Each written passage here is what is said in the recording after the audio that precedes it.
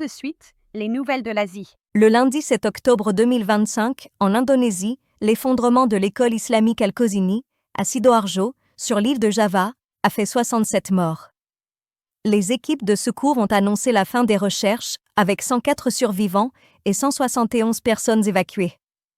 Une enquête a été ouverte sur les causes de la catastrophe et la conformité du bâtiment aux normes de sécurité. Le mercredi 8 octobre 2025, le président russe Vladimir Poutine est arrivé à Douchanbe, au Tadjikistan, pour le sommet régional Russie-Asie centrale. Il a rencontré le président Emomali Rahmon, ainsi que les dirigeants du Kazakhstan, du Kirghizstan, du Turkménistan et de l'Ouzbékistan. Les discussions ont porté sur la sécurité régionale, la coopération militaire et la situation des migrants travaillant en Russie. Ce même jour, le secrétaire général du Parti communiste vietnamien, Thu Lam, a annoncé une visite officielle en Corée du Nord, du 9 au 11 octobre, à l'invitation de Kim Jong-un. Ce déplacement, le premier en près de 20 ans pour un haut responsable vietnamien, coïncidera avec le 80e anniversaire du Parti des travailleurs nord-coréens. Le jeudi 9 octobre 2025, les marchés asiatiques ont enregistré une nette hausse, portée par les valeurs technologiques. L'indice chinois CSI 300 a progressé d'1,7%, soutenu par la reprise des échanges et l'intérêt renouvelé pour l'intelligence artificielle. Le même jour, à Tokyo, la nouvelle dirigeante du Parti libéral-démocrate, Sanae Takeshi, a présenté un plan de relance économique. Elle prévoit une réduction de la taxe sur les carburants et un budget supplémentaire pour soutenir la consommation et contrer la hausse des prix. Le même jour encore, la Chine a renforcé ses contrôles sur les exportations de technologies liées aux terres rares.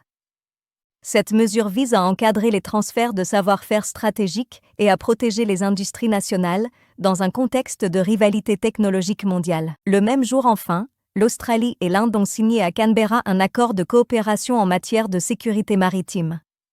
Ce partenariat prévoit le développement de capacités communes pour le sauvetage sous-marin et la gestion des incidents en mer. Enfin, le vendredi 10 octobre 2025, le yen japonais a connu sa plus forte baisse hebdomadaire de l'année, en recul de 3,5%.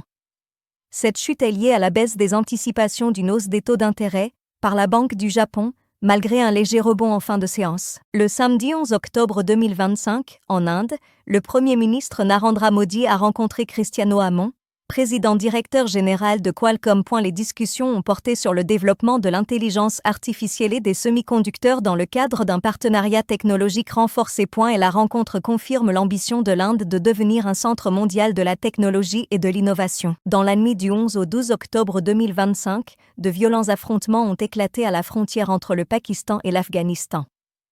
Le Pakistan a annoncé la mort de 23 de ses soldats, tandis que les autorités talibanes ont fait état de 9 combattants tués.